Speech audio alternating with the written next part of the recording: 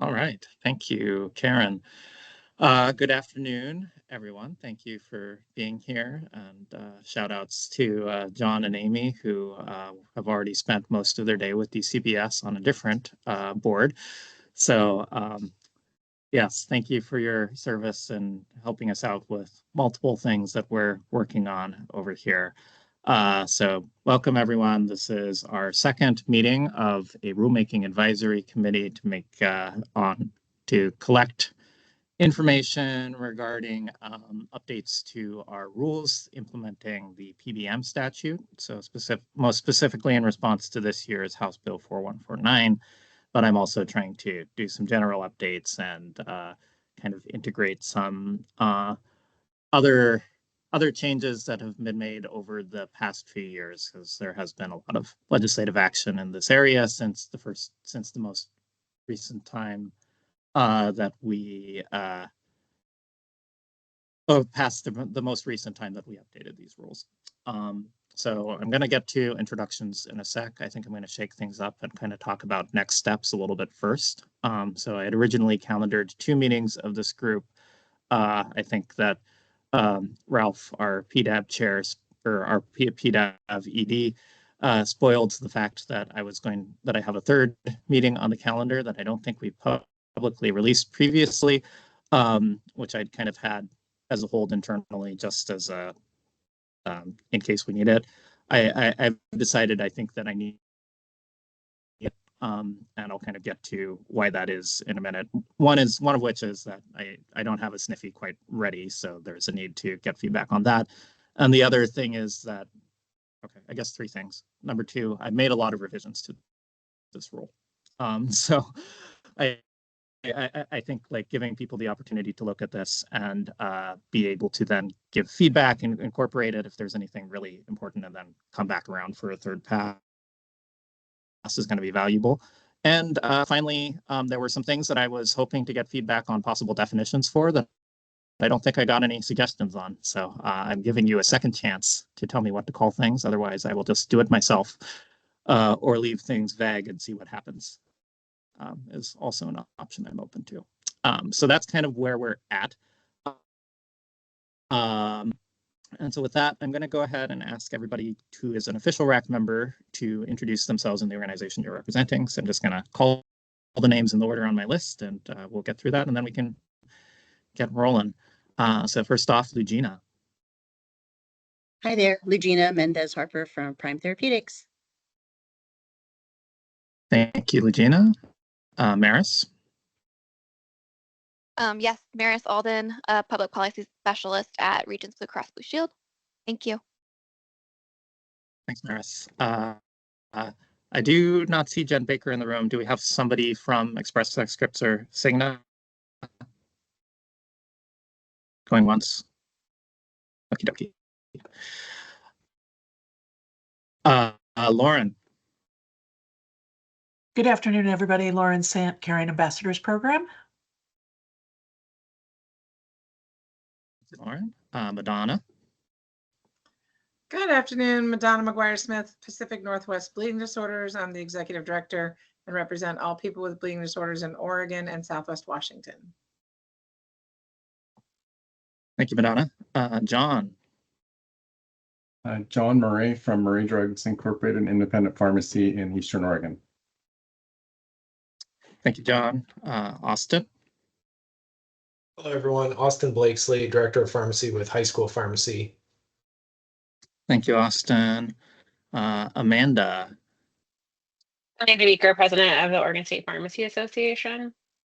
Thanks, Amanda. And last up, I got Amy. Hi, yeah, good afternoon. My name is Amy Burns, and I'm a managed care pharmacist, and I work mostly in Medicaid and Medicare managed care. Great, thank you, Amy. And I see Jen Baker in the room, so go ahead. Hi. All right, thanks. I just got back. Jen Baker with Cigna Express Scripts. Yes, thank you, Jen. Well, we moved the start time just for you, so I'm glad you could make it. All right. Thank you. You're welcome. Okay, so I've got a full agenda today. So kind of the structure for today, I wanted to see if the folks who had formal comments wanted to add anything to what they submitted. And then I'm kind of divided up the things that I have changed and the things we're looking for feedback into three big categories, one of which is revisions to the transparency provisions, second, revisions to the market conduct rule, and then last, kind of looking at the remaining undefined terms and my final plea for feedback on what to define things as. So I do have sort of two fairly formal comments that we got from Maris and from Lugina. And if you had sort of less formal emails that you sent, I may have missed them in my search for documentation. So I apologize if I've missed. And like, if anybody has anything else they want to throw in that they sent in the meantime, feel free to speak up at that point. But so how about I ask Lugina first to kind of, is there anything you wanted to highlight from your comments that you sent in and the sort of notes that you put on my draft? Sure. I mean, I think there was a couple things. The first was just concern that fees might be being double reported. So that was one issue. I think the other main issues was in the market conduct, I think it's 440. There's a statement about we can't require the use of mail order pharmacy as a condition of reimbursement. And there is an exemption for specialty pharmacy. So that's a big thing. And then the other thing was trying to make sure that there's some notification that it includes language that audits are allowed as long as the audits are, you know, performed consistent with Oregon statute. So I think those were the kind of the big things that we had. And I will say, Numi, one of the concerns that I had with the statement that says you can't allow mail order and then not having close to that statement, the exemption for specialty. My concern was that people would read that and think that we couldn't have mail order and they wouldn't be aware of that exemption. And in fact, yesterday at the New Mexico Legislative Health and Human Services meeting, there was a presentation about a pharmaceutical cost drug study that was done in New Mexico. And they actually were comparing a lot of what Oregon had done versus what New Mexico has done. And indeed, they had just picked up the you can't require mail order and they didn't pick up that exemption. So again, just want to make sure that there's clarity there. For that issue.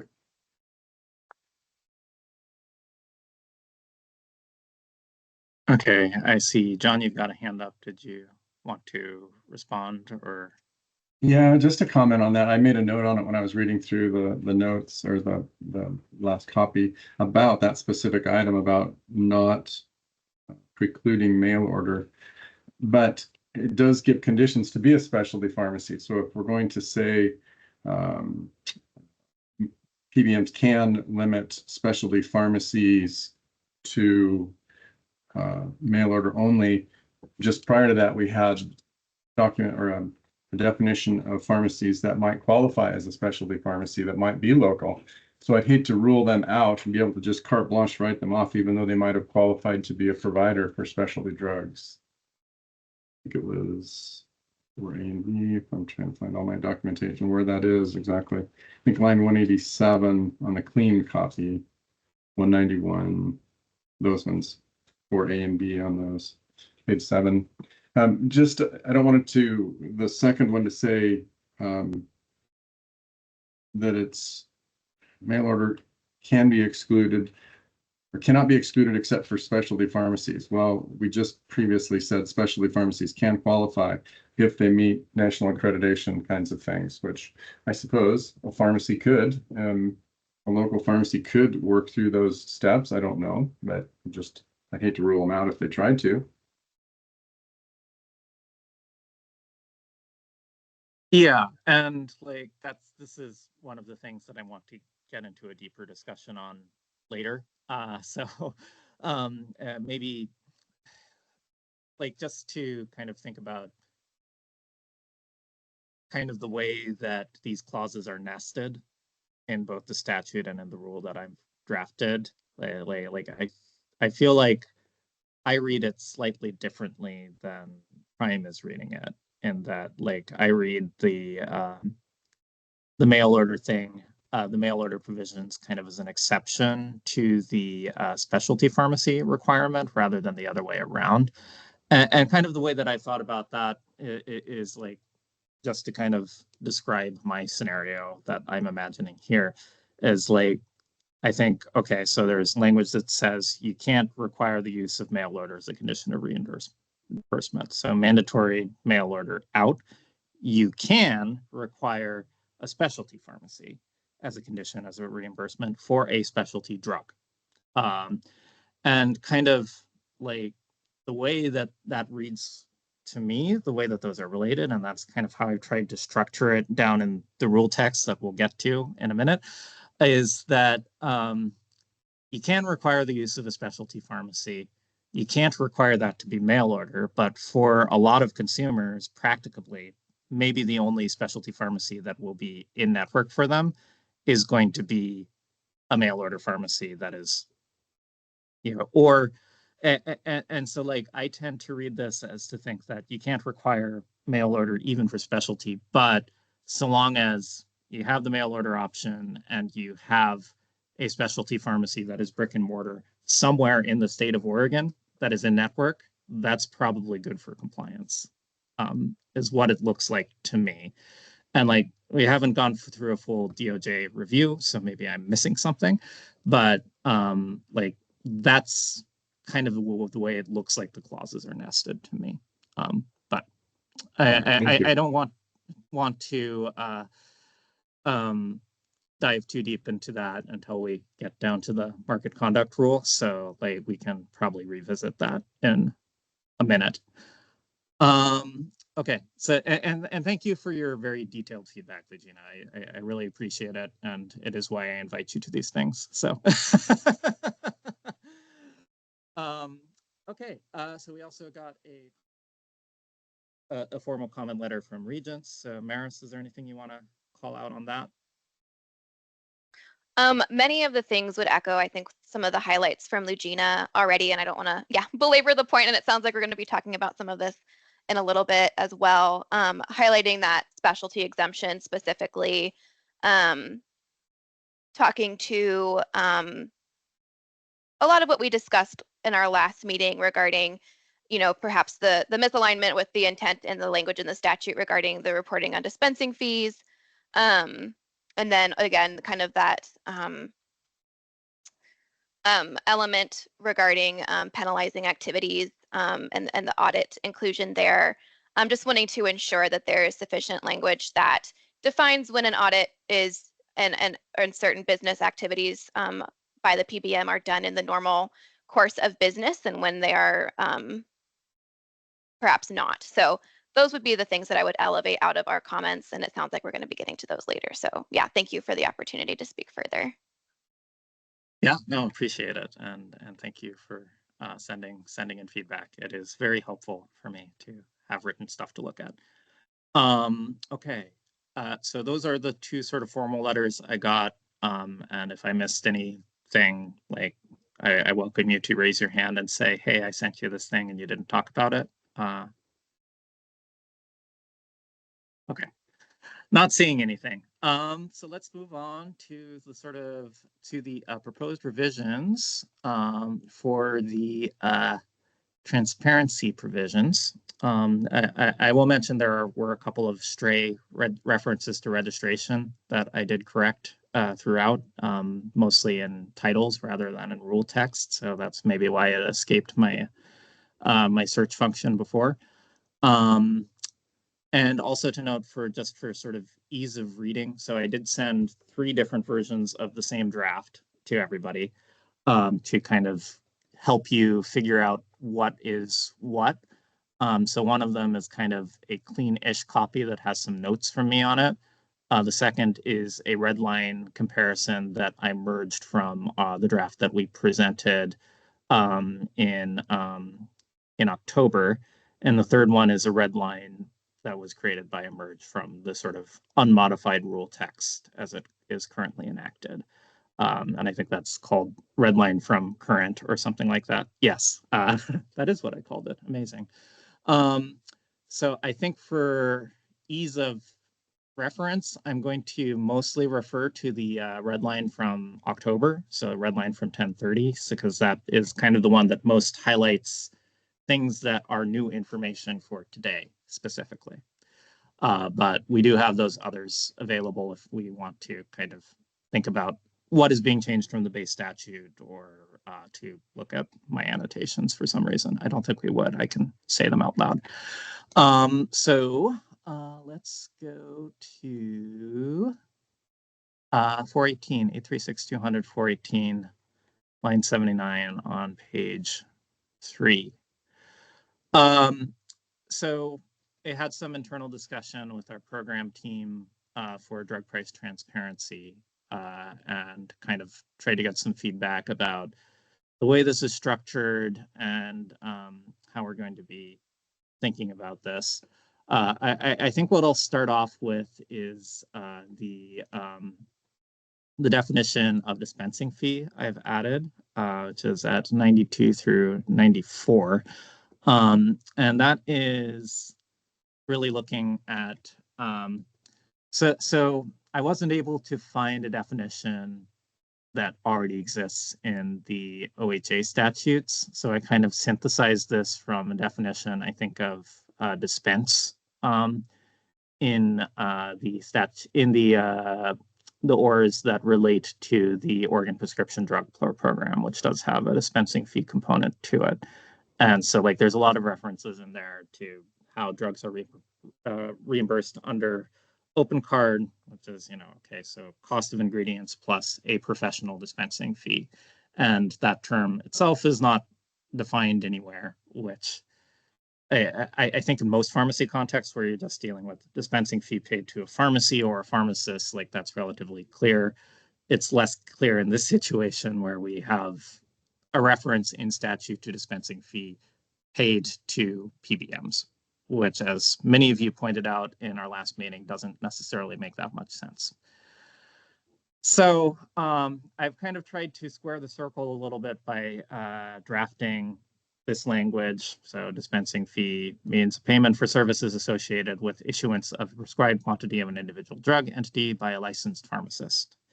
And I think my intent here is not to necessarily resolve the issues that were raised last time, because I think as we kind of concluded in that discussion, it's possible that to get clarity on what was really desired here, we would need a different term in the statute itself, and that would require legislative action. So like, I'm not trying to reach perfection here. I'm trying to reach a point where I can move from having a car with square wheels to maybe a car that has hexagonal wheels and move forward such as it is. So that is the proposal on that definition. Does anybody have any issues with the language I have drafted?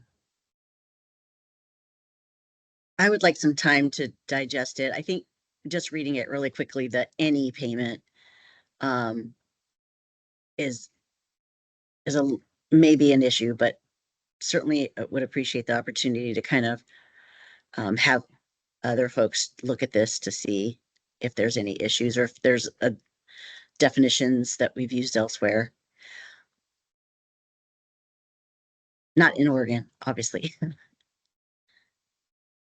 And I would echo that as well. Taking some time to review this would be helpful. Thank you. Great. Well, I look forward to your letters then. Jen, go ahead. Did you have something? Yeah, I was just going to say, I again, yes, I as well. But thanks for taking a stab at it. Like that really helps to kind of at least have something to react to. So thank you. Yes, it's always helpful to have something Also to agree with shoot at. that. Thank you, Naomi. I do appreciate it. It's never easy. Yes. Okay. Well, so I would appreciate comments, giving feedback on that definition, or if you have alternative edits or proposals, like I would welcome those as well.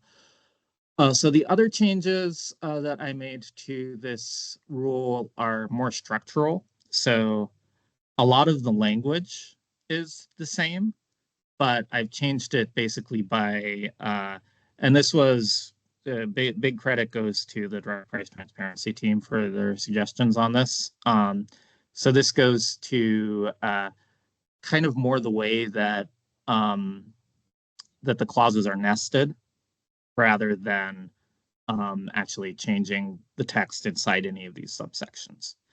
And so, and this partially speaks, I think, to one of the things that Legina pointed out about the sort of potential for duplication in terms of submissions between fees as referenced in the pre-existing statutory and rule language and the sort of new language. So, and this was partially from feedback from DOJ, is that the existing rule refers to basically PBMs and health benefit plans. The new transparency items that were added by 4149 do not have a reference to health benefit plans. So our read on that is that it's much broader in terms of the sort of the categories of payments that are potentially subject to that. So it is not duplicative for that reason. You know, and that is a statutory legislative intent question more than does it make sense question to collect that information in particular. So kind of what we wanted to do here was very clearly delineate a separation between the existing transparency provisions that were created by 192, which are associated with rebates and rebates passed through from health benefit plans, and separating that out from the sort of new data elements that we're asking for, which is, what is it? Payments, dispensing fees, paid to PBMs, paid to pharmacies, administrative fees retained, and revenue received from spread pricing, pay for performance, et cetera. So so the way that I've structured it is that, so I have a big A subsection, and then, or a small a subsection for kind of the existing thing. It has a big A, B, C nested underneath it, which is the text from 192. So that's basically just copying the rule as it existed, but moving from numbered subsections of the rule to capital letter subsections of itself, and then having the sort of first level subsections, the B, C, C through G, having the new text. And so that's in 119 through 131, retaining at 117 and 118 the sort of the checksum clause that I put in that says basically we're looking for, when we're saying total rebates, it should equal rebates retained plus rebates passed through to consumers plus rebates passed through to carriers. And that was something that I put into the draft language back when we were implementing 192 and kind of just interpreting our expectations for reports under this. The other change in here is, and this was the request, also a request from the program team, is I had copied over the language from the statute, which was obtained. So administrative fees obtained by a pharmacy benefit manager, et cetera. The program team asked me to change that to received. And if there's questions about that change, maybe we can ask one of them to elaborate on that. Yeah, so I think that is everything that I changed. My view on this is that this largely preserves the status quo on the current rule implementing 192, and then adds the three new provisions under separate subsections and where they're clearly delineated as separate. That was all that. Any comments kind of on the structural changes? here. Or the received versus obtained change. I do have a question. Could you scroll up, Miss Karen? Let's see. A little bit more. Okay, Okay, right there. right here. So, Okay. yeah. So I just want to make sure I understand. So on line 95, it says the PBM has to report all this information, and that's existing statute. So it's like this big bucket of money, and then how, where all that goes. So the PBM is reporting that information, and then, which includes fees. But then when we get down to administrative fees received, I didn't quite follow the logic, because you'd said that they're I realized that the first one that exists currently is broader because it has rebates and fees and all of that. But we're still reporting the same administrative fees twice. Yeah. Okay. I think a sort of couple of qualifications here. So like one of those is kind of what I referenced before, which is the separation between health benefit plans, which is a reference in 192, and that there is no such reference in the new language added to 4149. At the same time that we have expanded the definition of PBM subject to the law, which is not in the statute here, like that's just in 4149 and the statutes that will be updated on January 1, to also include.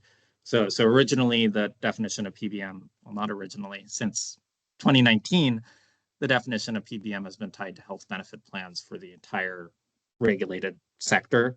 Under the new statute, under 4149, it still applies to insurers, but then it also applies to CCOs, is the sort of big addition. So,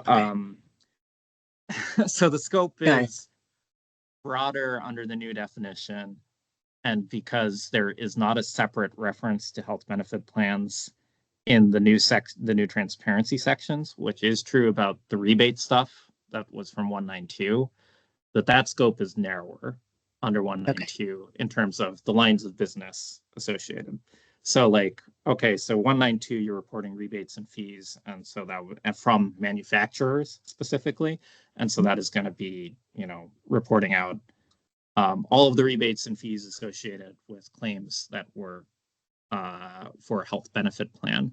For the new stuff under 419, for the same sort of, and just limited to the administrative fee clause in this case, because that's where we're talking about duplication. It's okay. Administrative fees, and what is it? Obtained from manufacturers and carriers. So that's distinction one, manufacturers and carriers. So it's including administrative fees from both directions as opposed to just from manufacturers. Number two being sort of underlying definitional thing that it's a broader scope of lines of business which are subject to the new provisions. So it's health benefit plans and CCOs, basically.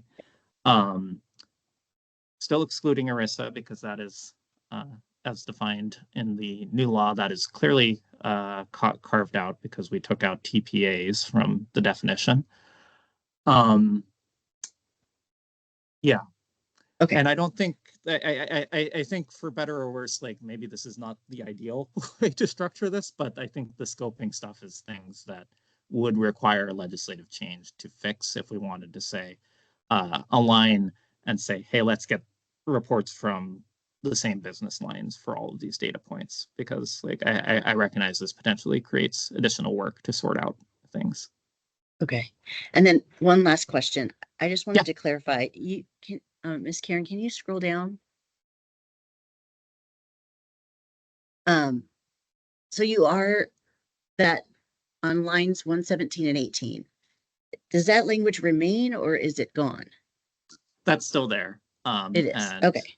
Like I don't know why the color is different from how it looks on my screen, but no, that is retained. It's just been renumbered. Okay, and then you just renumbered or did the right letters with the big B's and. Yes. Yes. Gotcha. So it Okay, should be thank you. nested appropriately. It's just kind of a question of, unfortunately, our rules do not have tab stops in them as we publish them. So sometimes it's a little bit hard to track what level of administrative doom that you are currently in. Okay, Okay. thank you. I think the other thing I wanted to mention is that I took a look at the suggestion, and I thank you for whoever saw this at the last meeting. But I did go searching for definitions for pay for performance, and I guess that was the one I was looking for, and did not find anything in the ORS or in ORS in the public health code. And it's like, okay, yes, there is reference to pay for performance in the public health code in a couple of places, but it's basically a statute and then a rule implementing that same statute that says that pay for performance is allowed as something that qualifies as spread pricing, but then it never defines it. So I am still without a definition. So we did discuss last time that people thought it would be helpful to have a definition for both pay for performance, or what the heck similar means in this context, as something that is similar to spread pricing or pay for performance arrangements. So if anybody has anything they can point me at, I would love to hear from you in the next 2 to 3 weeks, however long it is until we've got our next calendar hold. Yeah. Because otherwise, like, if I don't get a particularly good suggestion, I'm just going to leave it blank and we'll see what we get in the reports. Amy, go ahead. Yeah, I think this is probably me before, and I'm sorry if I was supposed to send you something. And I'm not sure that this is the best place to look for it, but I can tell you that the Oregon Health Authority does define it within the Coordinated Care Organization contracting. And so that's part of the definition pages in that. So if you were to ask the right place in the Oregon Health Authority, they would be able to provide that with you. Yeah, no, that would be that's very helpful. Thank you. So I will look into that. But I would welcome any suggestions that people have. Okay. Does anyone else have any thoughts on the updates to the transparency rule? And I will take non-comment as a sign that I do not have to discuss this at the next meeting, and only things that I have changed, which would be lovely, and then would get us out of this sooner. Okay, I see a virtual thumbs up, so I'm gonna take that as permission to keep going. But we're still gonna have the opportunity to comment on dispensing fee definition, right? And these others. Yes. Okay. Yep. Gotcha. Yep. This is part of why I have, when I started this, I was kind of like, I told Karen to put 3 calendar holds for me and only share 2 of them publicly, basically, under this, plan for 3 meetings, hope for 2. But now we are planning for 3 meetings. So, okay, great. I'm ahead of schedule. So market conduct provisions, which is under, where are you? Okay. 440, line 16, starting from line 168. So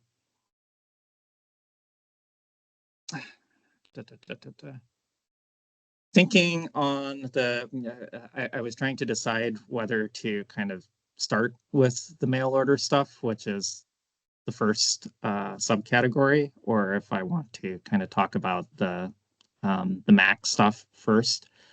I think because I am good on time, I'm going to go ahead and talk about the mail order things first.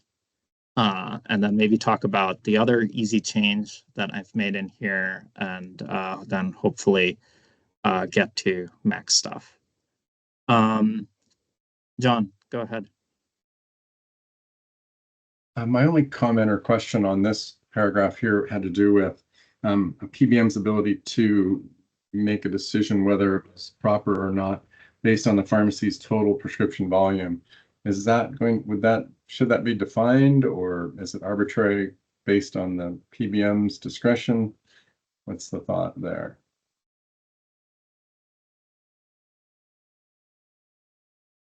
Yeah, so that is language that I have not modified. So that's from Yeah, that's existing.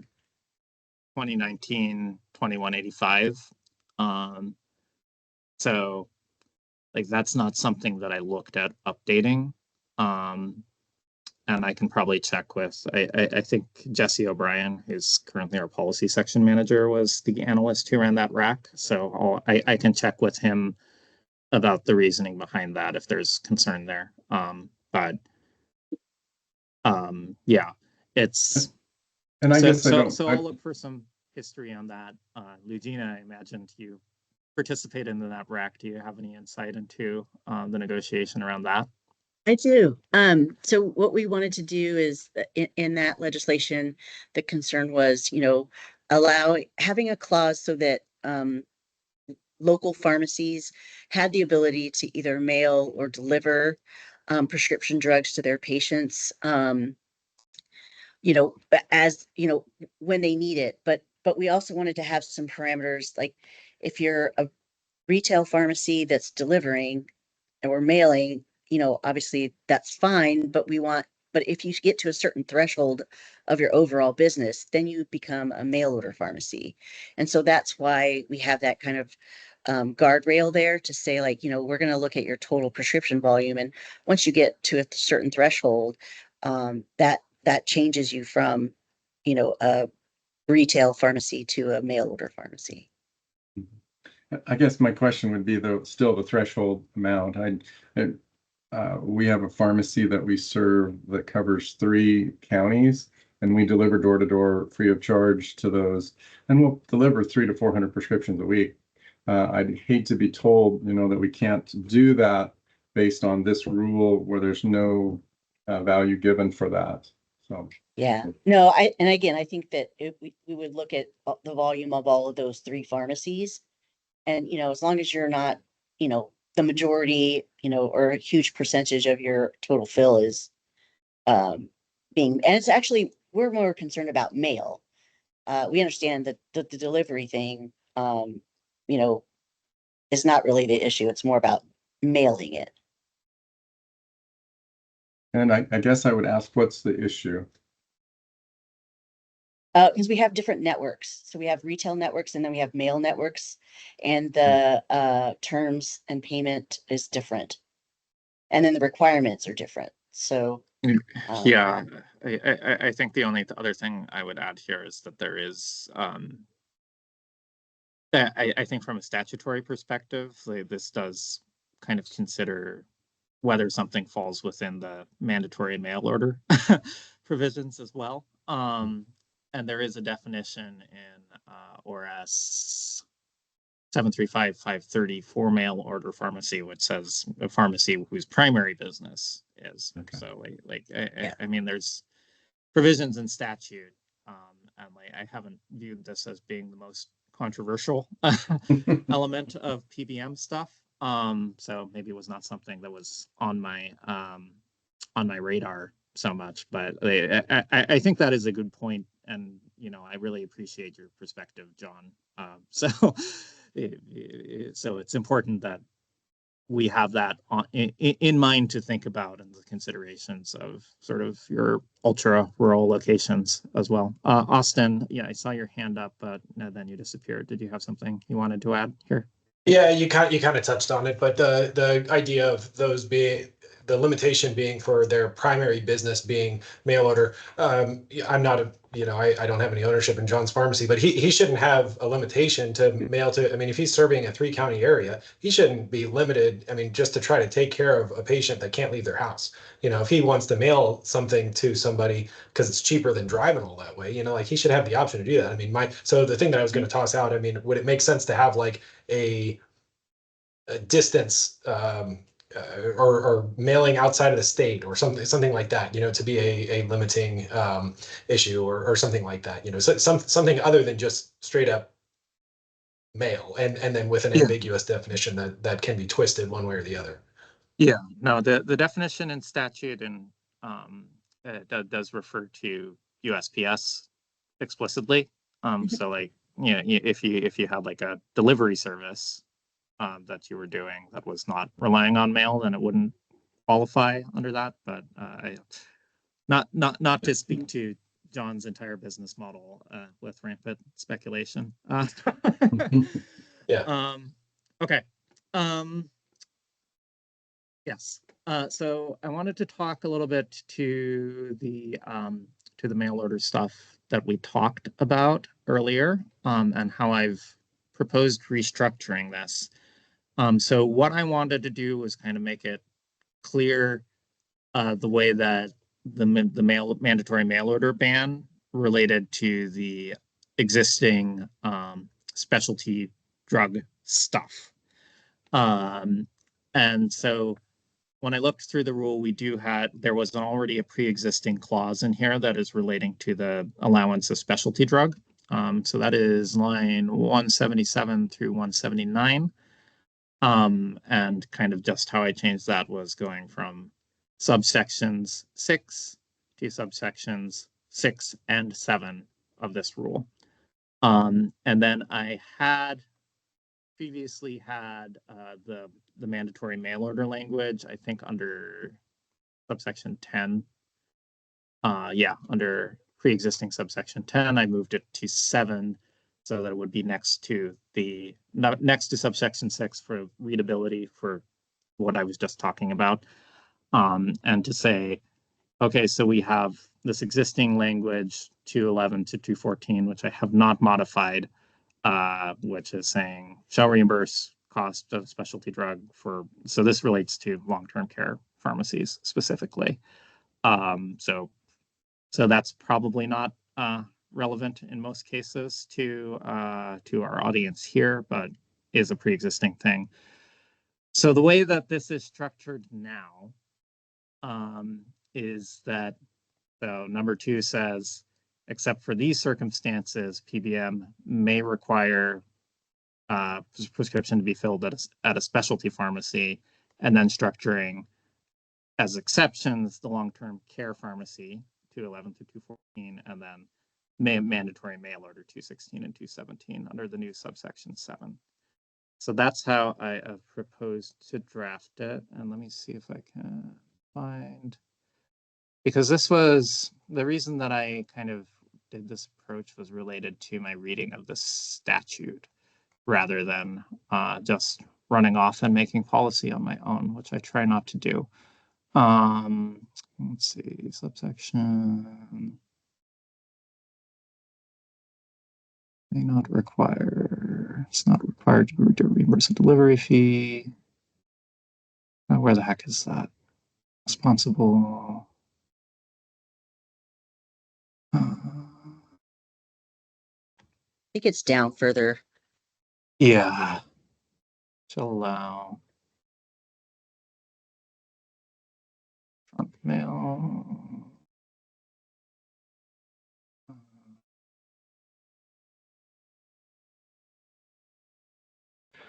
Oh, okay.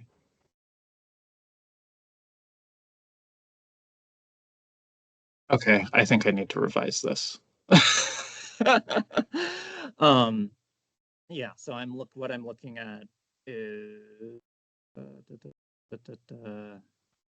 743A062 does not prohibit an insurer from requiring, oh no, well, that's medical assistance only. Fill or refill a specialty drug in a mail order pharmacy that is a specialty pharmacy. Okay. Mail, electronic mail.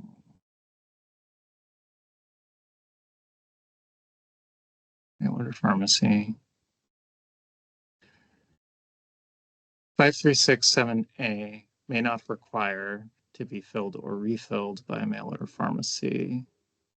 And then the specialty drug provision is in the same statute where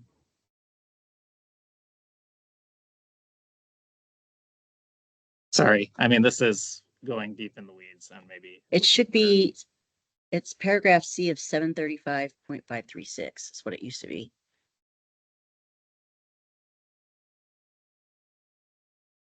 I don't know if that helps or not. Yeah, no, which subsection? I'm sorry, paragraph C of 735.536. Shall reimburse the cost of a specialty drug that is filled or refilled at a network pharmacy that is a long-term care pharmacy, shall allow to mail, ship, or deliver prescription drugs. That's what we were talking about before. Except as provided, except as provided in subsection C may require a prescription for a specialty drug to be filled or refilled, but a specialty pharmacy is a condition for the reimbursement. Then there's the exception for LTC, and then the mail order provision is in a different statute. Okay, this is a problem for me because it looks to me like these two clauses in the statute contradict each other because they're nested in different statutes. So I think I'm going to need to check with counsel on the priority here. I do understand the concern that you've raised, Legina, in terms of like that, you know, that there was negotiation during session in 2085 about maintaining exceptions. So, okay. Yeah, I think so it what I'm sounds going to like do. it sounds like the issue is just how to place it, but the exception is still going to be in here somewhere, and that's really my concern, is that I just want to make sure that there, folks are able to see there is an exemption for specialty. Yeah, yeah. Well, so there's a written there's written that you must be able to use specialty pharmacy. You must be able to require the use of specialty pharmacy for a specialty drug. And of course, we've got all this stuff in this rule about what is a specialty drug for this purpose, what is a specialty pharmacy, and I haven't touched that. That's all left the same. The concern that I have is that we have a clause in one place that says you may require a specialty pharmacy for a specialty drug, and we have another clause in a different part of the statutes that says you cannot require mail order, and I don't read that as nesting as an exception. So what I read that as, to use a metaphor, is that there's a law that says you must buy a hamburger at McDonald's, and then there's another law that says you may not buy a hamburger at McDonald's, so to speak. I think that the thing that's confusing and it's always hard for us to manage is that specialty pharmacies in the past have historically delivered their drugs via mail, but as health systems and other more brick and mortar pharmacies have become accredited as specialty pharmacies, that there is that there is that situation. So, because I know when we were negotiating this a couple years ago, the gentleman who was from the Pharmacy Association had just undergone specialty accreditation of health system pharmacy. So, we were trying to nuance it. It can be a brick and mortar, a specialty pharmacy, but it can also be mail order. And I think that's what's so confusing is when we talk generally about mail, people forget that these specialty pharmacies more often than not fall into that category. Yeah. Lauren, why don't you say what you had, and I'll give my thoughts on the section. Sure. So I'm a little confused because I'm not seeing it in the document that you're looking at here, but I saw it in another one that the specialty drug definition was different than what is in the ORS 735.530. And they're quite a bit different. And so I'm just curious, are we changing the definition of specialty drug? And if so, No, I don't. Which one are you going for? I think the way that we have viewed that language in the past in the rule is as refining the definition of a specialty drug for our purposes for enforceability. If we were to try and figure out what's in scope, like if there's conflict there, I mean, it's certainly possible. Like that's not a section that was updated, so it's not something that I spent a lot of time really kind of assessing. Is this appropriate or not? Because I know it's something that was the product of quite a bit of negotiation in 2019. So like not I have enough cans of worms open already. I don't need to open another one necessarily, but your point is well taken. Okay, I I think my conclusion at this point on the mail order thing is that there is contradictory clauses in the statute that I need to consult with counsel about what takes priority here, or to confirm that there is a conflict or not. So, so I'm gonna do that in between now and the last meeting, I promise, of this group, and kind of try and figure out where things stand and if there is a need to revise what I've drafted here or not. And I think like really I've heard your comments, Legina, and like recognize that like there were negotiations around this. So I would like, if there is the support in the statute, to recognize that exception in the rule as well.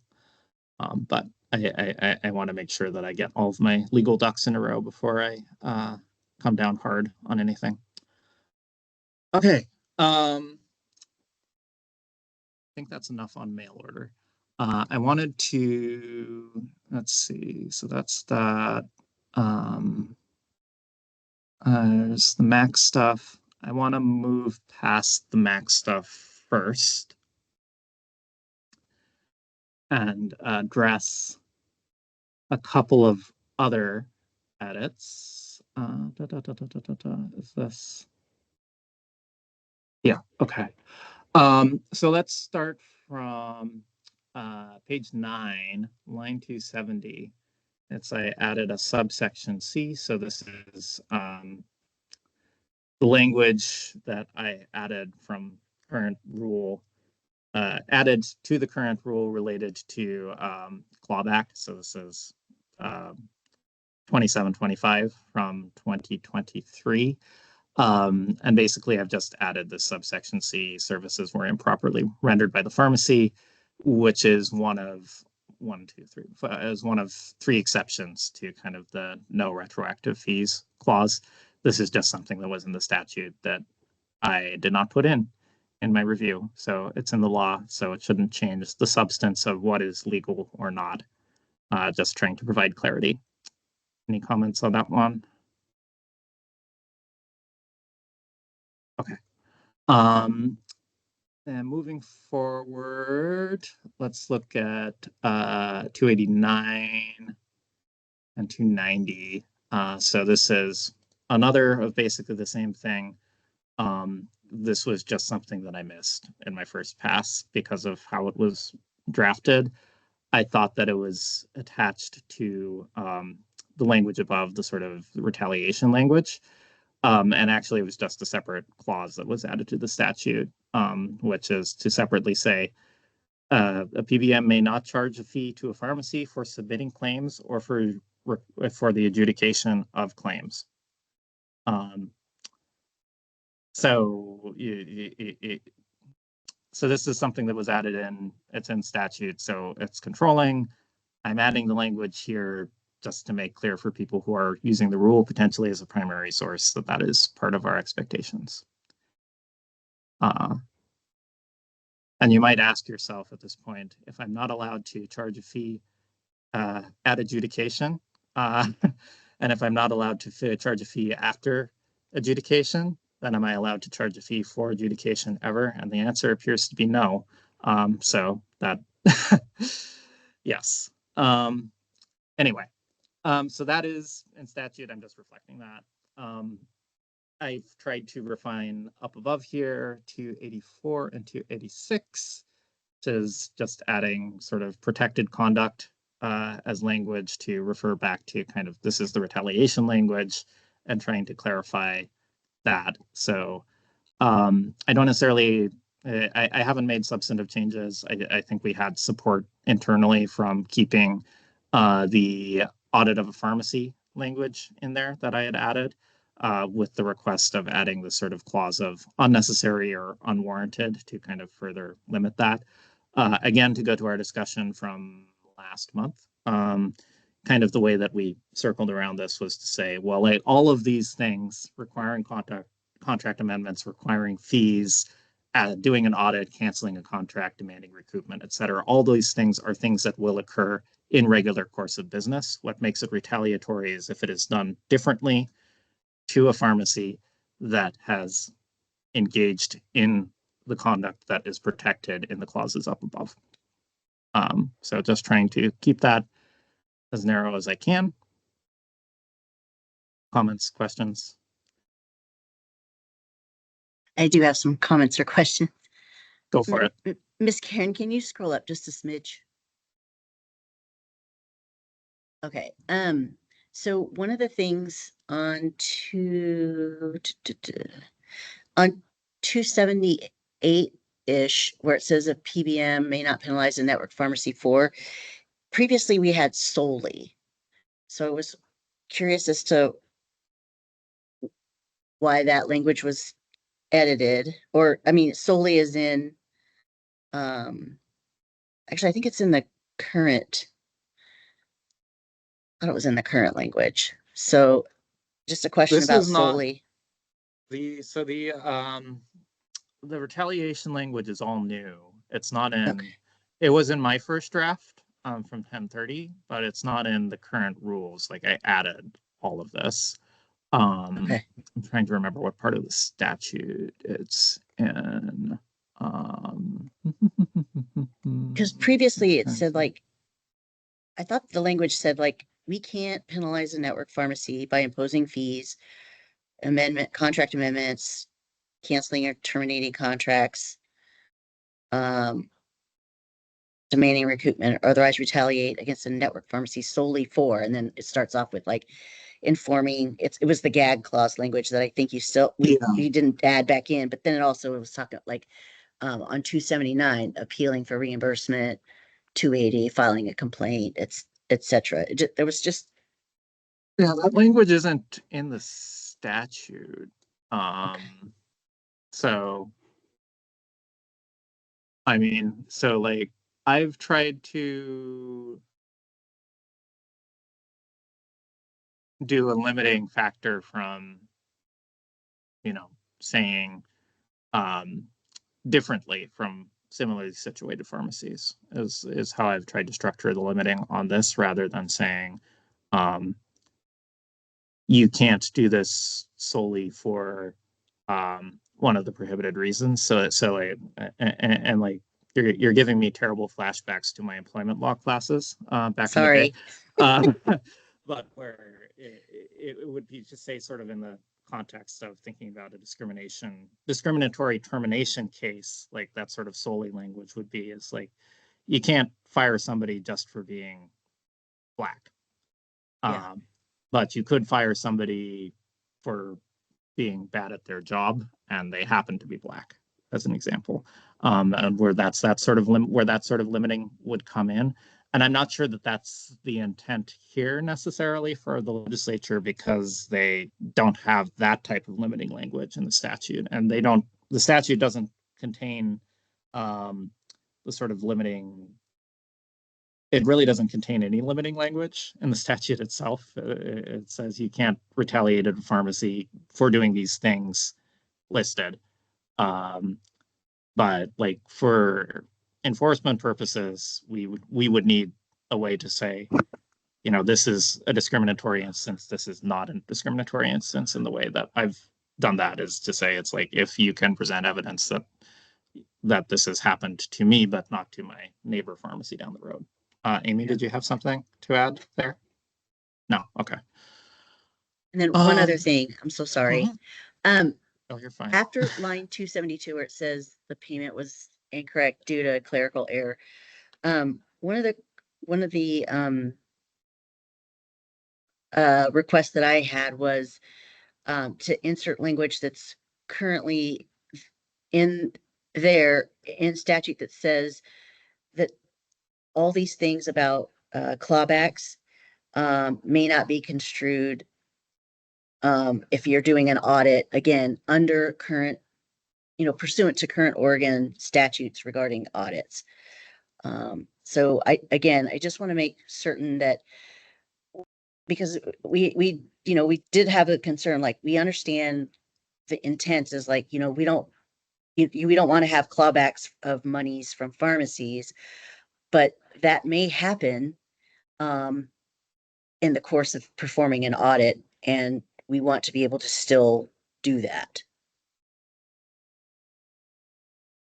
Yeah, I mean, the way that I imagine that if I were to add something like that, I'd structure it as, nothing in this clause shall be construed as limiting a PBM's ability to, et cetera, following an audit subject to the provision, audit conducted in accordance with the provisions of whatever the statute is.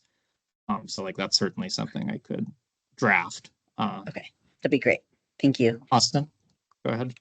But pharmacies absolutely do need protection against that with that clerical error language. We've had audits in the past where like one of the data fields that we'll enter is that whether the prescription was written or electronic. And if it's, a data element that has no impact on how the pharmacy gets reimbursed, what the patient pays, how much the anything to do with the payment of money, transfer of money, and they'll take back $400 just because we selected the wrong one instead of 3 on that field. And it's clearly just a clerical error. No, there's nothing nefarious in it. It's just a clerical error. Pharmacies do need that protection of clerical error to be included. That's my 2 cents. So just somewhere in there, we do need protection for that clerical error. Oh, yeah, in audits.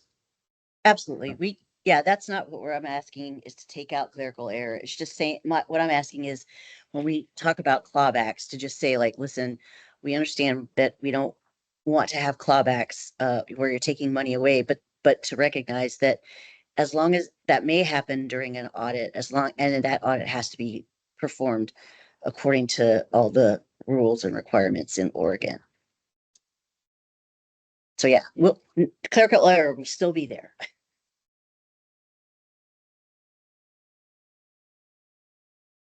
Amanda?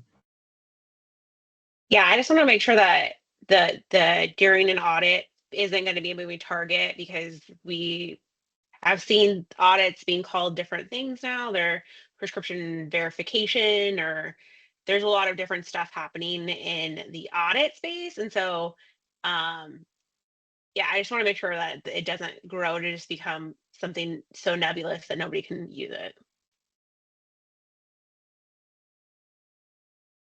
Yeah, no, thank you for that. And I appreciate, none of this stuff would be in the statute if people hadn't fought for it. So, like, I do want to honor what was passed to the greatest extent possible. Let me just take a note down here. Oh, audits.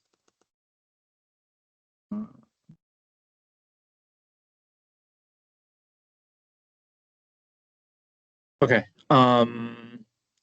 Any other thoughts on those items, which I view as the easy ones? Seeing anything? All right. Numi, just one thing. There's no C here, like on 280 it's B and 281 it's D. So it's not just a clerical thing. 281 C D A B C D. Yeah, okay. I'll take a look at it on my clean copy and see about that. Thank you. Okay, let's talk about maximum allowable cost. So I have substantially revised this section, and I think one of the things that has occurred to me as I've worked on trying to make the maximum allowable cost rule make sense and be enforceable. So this is starting from 216. Yes, no, that's mail order. 226, starting from 226 and then going all the way to 260. So I think one thing that has occurred to me in the course of doing this is that it's much more difficult for us to enforce these provisions than it would be, say, under a theoretical NADAC regime, which is not to say that I'm in favor of that, but where if we get a MAC complaint right now, there's a lot that we have to go to say that you were paid less than you should have been, or the appeal process didn't go through all the way, or the appeals process was hard to use or managed improperly or anything like that. Whereas if we were on a NADAC regime, you could send us the record that says, I was paid this for this drug on this date, and then we could pull up the NADAC list for that date and say, yeah, you were paid less than you should have been for that. And that would make things much more enforceable for us. I am somewhat divided on my thoughts of whether that would actually help pharmacies. I know that the Pharmacy Association is pushing a NADAC bill for next year, and that my read is that probably you're still going to be underwater a lot of the time under that regime. But it would be much more enforceable for us, and maybe makes what has been something that has been difficult to land in a place where it's working. We've been trying to do this for 10 years and maybe have not arrived at that point, that maybe there's something there to think about. Okay, sermon end. So to go over the changes to the rule, the way that I had drafted this originally was to say, I added a new clause that basically said, okay, if you are doing a MAC appeal and you get denied, and it's because in order to actually get the drug at the price, you would need to order a quantity so in excess of your business needs. And so it's not realistic to force you to do that. So like I had created effectively a 2-stage appeal process, which is not necessarily reflected in statute. And I think so all this business need language came from changes that were made to the law in 2019 in 2185 and became effective in 2021. So this has been for a minute, where at least in theory for how MAC is supposed to work is if there's a denial, then you have to provide an NDC that is available to that type of pharmacy, so pharmacy at that sort of level of business, that they can actually purchase for their needs. And so that's where all this business needs language that says that, as small town Oregon pharmacy, you don't have to order 10,000 cases of Humira in order to actually get the MAC price. And so there needs to be some way for the pharmacy to actually benefit from that provision. So rather than trying to kind of create a really structured regime here, I've basically added language that says you got to rebut this. You have to have an opportunity to rebut in some form, to actually say, okay, you provided an NDC, but this isn't going to work for me as Main Street Pharmacy. And I haven't specifically prescribed in my draft what that rebuttal is, just that you need to have an opportunity in your appeals process for that.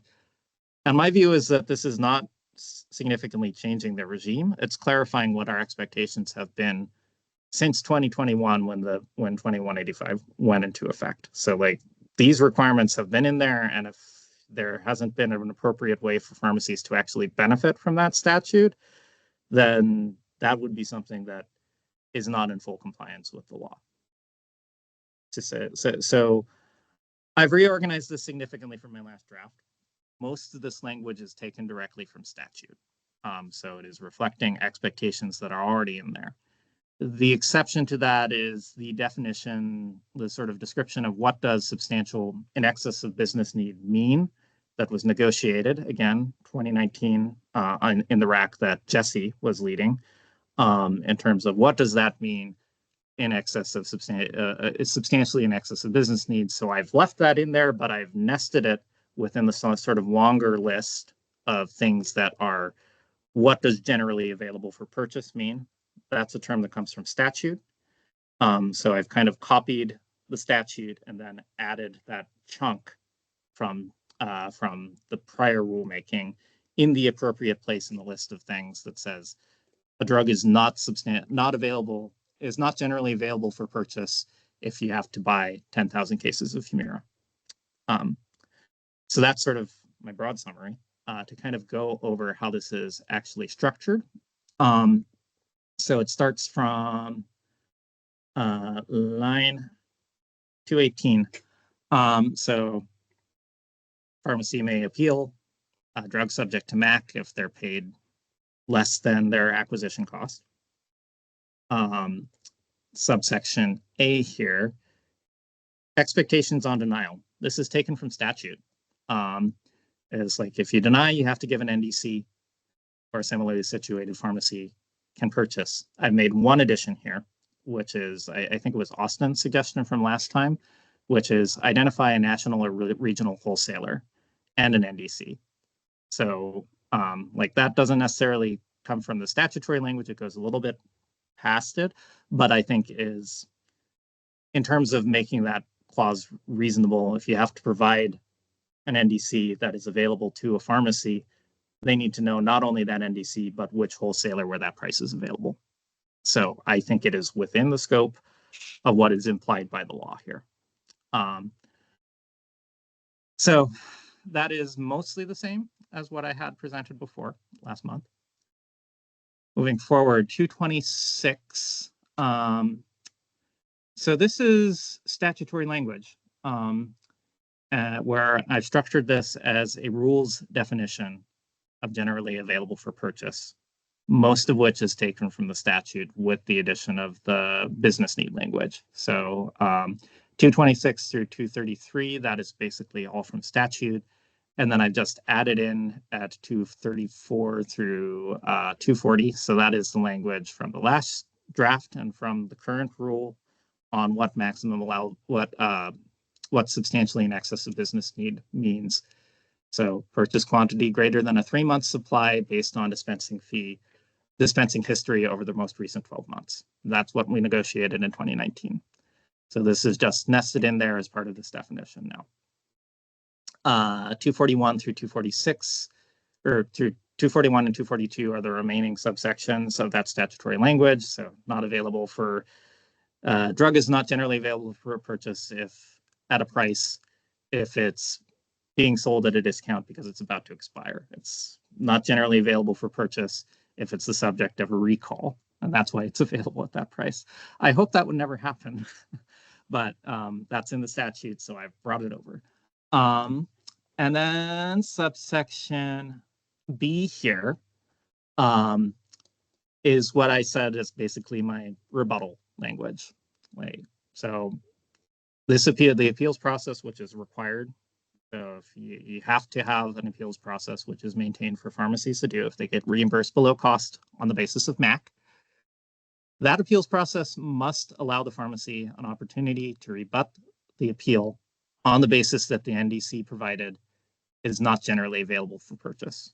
And that's all that's defined up there. So if it comes out, you say, okay, go to wholesaler X with this NDC and you can buy this at MAC there, then it has to be, then you have to have some opportunity for the pharmacy to say, well, no, I can't buy it from them there because that drug is that entire set of cases of drug Y are going to expire in 2 days, and so like that's not a good option. Or it's like, yeah, okay, so wholesaler X is selling that drug at MAC price, but in order to get that MAC price, I would need to buy 10 cases, and like I'm going to use 1 case in the next year, so like that's really doesn't make sense for me. So that's kind of how I've structured it. Again, it's kind of like I don't view this as a change to the status quo. I view this as like this is what we should have been expecting since 2021, if the language about generally available for purchase is expected to mean anything. There needs to be a way for the pharmacy to say, you've given me an NDC that I can't use. So that's that. 247 through 250. This is language from my first draft. So it's new language in the rule, basically saying, here's what you do if you uphold an appeal. It's you make an adjustment from that date and allow the pharmacy to reverse and rebill. I will note that the statute doesn't say anything about extending this to other similarly situated pharmacies, and I haven't implied that here either. But I know that is kind of the expectation I think that advocates have had, so maybe there is reason to argue for a statutory change if that is falling short of your expectations. I'm sorry, Naomi, which lines are you talking about now? 247 through 250, if an appeal is okay. upheld. Let's see. And then there's sort of the limiting factors under that. So 252 through 257. So I haven't modified this from my last draft, but again, this is from statute, from the 2185 negotiated rule, which is to say, if it's subject to maximum allowable cost, consistent with some pharmacies, so like if you have a successful appeal by Murray Drugs, you don't have to apply that to Walgreens. So there is kind of the implication that, if you approve for Murray Drugs, maybe you also approve for high school pharmacy. But there's not an implication that if you approve for Murray Drugs, you have to approve for Walgreens, that you have to approve for Safeway. That does not follow because of the volume difference. And then 258 through 260, this is new language that I've added from statute, saying that if the appeal has come from a critical access pharmacy as defined by OHA, you only need to apply this to critical access pharmacies. It's not extended to go further than that. So I see that also as kind of a limiting factor on sort of expectations about this. But again, like I don't see anything in the statute that says if you provide this for a street pharmacy in small town Oregon County number A, you don't have to provide it for B Street Pharmacy over in County B. It's kind of implied in the expectation of the language that exists already, but I don't read that as a requirement. I read it as a requirement. If you've made a MAC appeal and you're successful in that MAC appeal, then you get that price for that drug at your pharmacy moving forward. But that doesn't necessarily help the pharmacy down the road. Okay. That was me talking a whole lot. Hopefully I made that relatively clear. So I've tried to structure this as best as I can. Again, trying to make the car with square wheels roll forward with maybe hexagonal wheels, shave some corners off. So it will kind of work. But, this is draft number 2. So I'm happy to take feedback on it. Austin, go ahead. Can we add on to line 250 that without any charges, can you also add, so this is the section on allows the pharmacy to reverse and rebill. I've got a fun example that happened today where the PBM allowed us to reverse and rebill, and all they did was increase the patient's copay. When my pharmacist called the PBM to verify and ask, what you didn't pay me anymore, all you did was increase the patient's copay, they told my pharmacist that, yeah, you can call the patient and ask them to pay more. So this claim is from like 2 months ago. And all they did was, in order to reimburse us more, they increased the patient's copay. So the patient paid me $5 two weeks ago. And then now it's, I don't know what the dollar amount is. She just called me up in arms about it. And I said, you know what? I got a good form. I'm going to bring this up on today. So is it possible to add with no charges, without any charges or changes to patient copay or cost share or whatever equivalent terminology? I appreciate what you're saying, and I certainly agree that that seems like an unfair way to handle things. I'm not entirely certain it's within my statutory scope to do that. So I'd have to look at that. And I know, Lauren, I see you shaking your head. We are a state that has pretty strict interpretation on administrative authority for agencies to act. So I'll look into that. I've made a note of possibility of exploring whether that's within scope for us, but like my big caveat that I have on that is like I'm not sure that I'm in scope to actually make that change. Thank you for the anecdote. That is certainly something to boil somebody's blood, not necessarily mine. Legina, go ahead.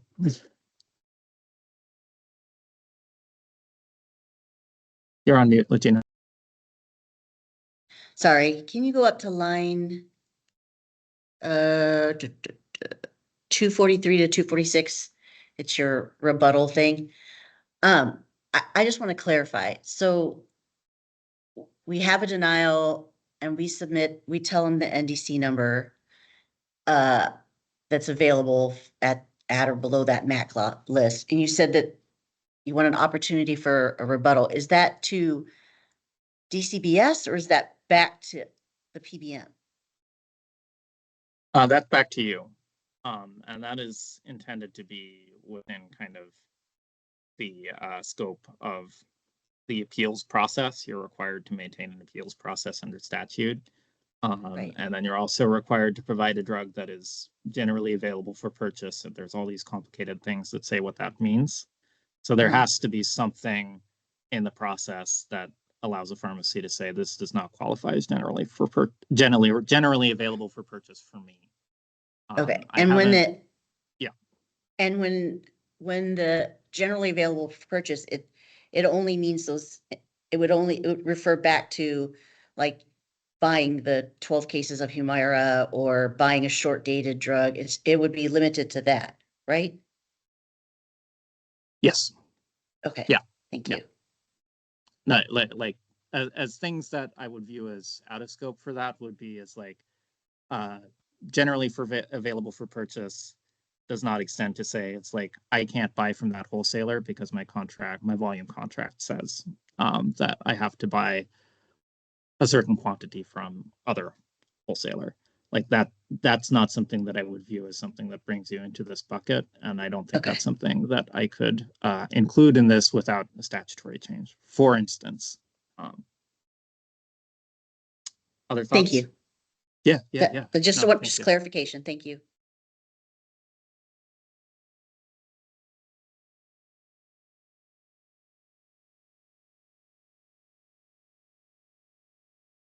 Well, nobody's jumping in, so I will say that hopefully I explained things so well that everybody is reasonably happy with my hexagonal wheels and will be able to roll forward on this as imperfect as it is. Okay. Yeah. Okay. So like the last thing that I had in terms of sort of categories of things to address is unresolved definitions. And we talked about that earlier. Again, I would love to get feedback from people on the dispensing fee question, if I've done a good job on proposing a definition there.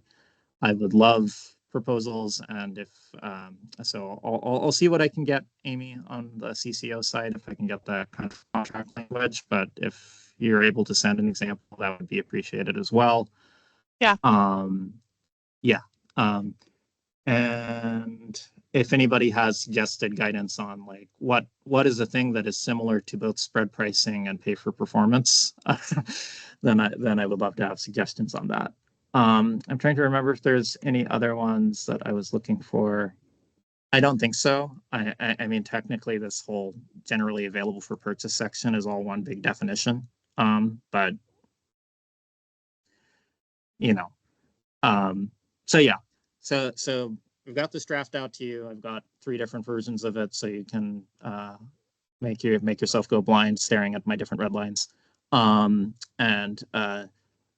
like you have time to let me know if you have comments on any of these things that you've not said out loud already. Even if you did speak up on a particular item, my memory is not perfect. I have taken notes on most of the things where I want to make changes, but it'll be much easier for me if you also write something to me, even if it's just an email that says, hey, on line whatever, you numbered a subsection incorrectly still.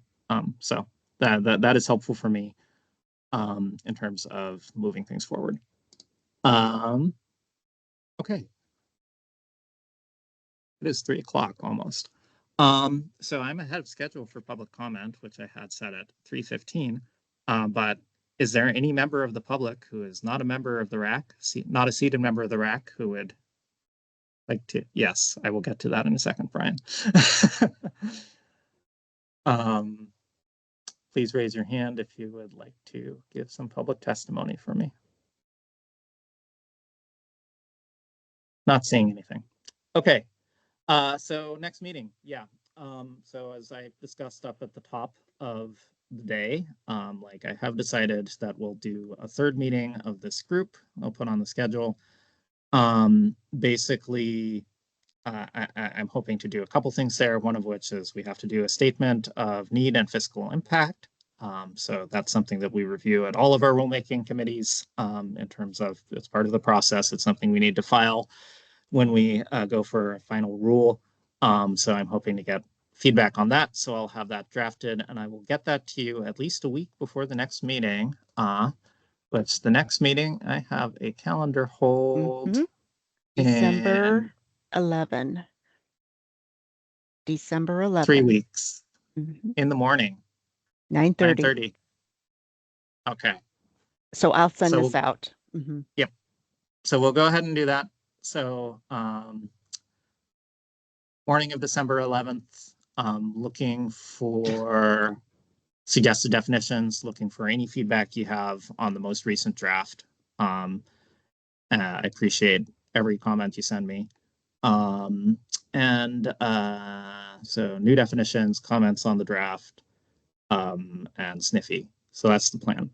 I don't think I have any like massive monumental edits that I'm going to make to this on my own. So hopefully the format will not be quite as labored as it was today, because I did make pretty significant changes to my draft from the first time around. All right. Any questions? Gina, go ahead. Sorry, just one last question. You had said that you were going to check with your council about how to structure the mail and the specialty stuff. Is there an opportunity to see how that's going to be restructured before the 11th? Yeah, no, I will. Thank you for reminding me of that, because that is a big thing that I need to do that I had forgotten about. So yeah, so I will get, I will distribute a revised draft before then. I don't think that there's going to be any other big changes, but if I am modifying that, there will be a new draft distributed before then. Okay.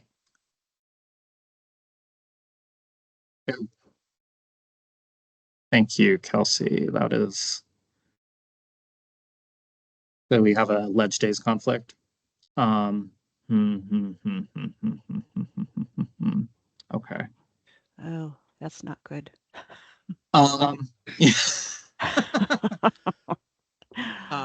Do you know off the top of your head, Kelsey, if that's like if it's a Monday through Wednesday or a Wednesday through Friday? Yeah, ledge days is Tuesday, Wednesday, Thursday, actually. Because the business summit is Monday of that week. Okay. Tuesday, Wednesday, Thursday. Oh, that's a new one. Okay. Yeah. Yeah. So 10, 11, 12. Okay. I mean, how do people 13th? feel about a Friday meeting? The 13th. Which that's not a pun, but I'm just gonna say so Karen's starting to get a little stressed because we have to run everything through before we can file the temporary. Yeah, I mean, like I guess like I would like to be 3 weeks out from now. So like that would be Friday the 13th, or I guess Monday the 9th, or looking at a time that does not conflict with the health committees. Because we could do I don't know if I've seen that calendar yet. Conflicts with both of them, really? That's annoying. Yeah, based on the calendar I have, let me see if I can pull it up and throw it in the chat, but it looks like both Senate Healthcare meets at 8:30 to 11 and House Behavioral Health and Healthcare meet 8:30 to 11 on Wednesday. Okay. Maybe Wednesday afternoon. I don't know if we have other things going on then, but like I think the main thing that's going to impact my membership and interested parties here is the healthcare committees. So, okay, maybe what we'll do. Numi, I like Wednesday afternoon. I think I kind of Yeah, Friday no. really work well for me, but I, you know. Yeah, I don't know if it conflicts with anything internally for us. So I'll say like we've got a tentative for maybe we can look at Wednesday afternoon. We can look at Friday, the 13th, and see what works best internally for us. And then yeah, so we'll figure that out. We'll distribute it. And for the sake of my sanity, let's say get any comments you have back to me. Also 11th to the 13th. How about by Friday, December 6th, which is a week and a half again. And I know that there is a minor holiday happening between then and now. So if you don't want to think about PBMs at the Thanksgiving table, I'm giving you that time. I know I'm going to be thinking about PBMs at the Thanksgiving table, but that's my problem.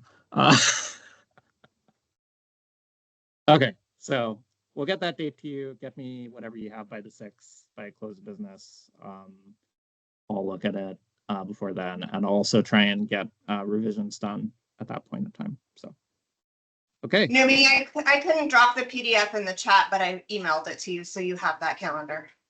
Oh, okay, appreciate it. Yeah. I'm sure that it was given to me at some point, but it is lost in the ether. All right. Okay, I feel good. I thank you all for participating and giving feedback and for the lively discussion. I really appreciate it. So thank you, and I will see you all sometime in December. Date and time to be determined. Thanks, y'all. Thank Bye. you, Amy.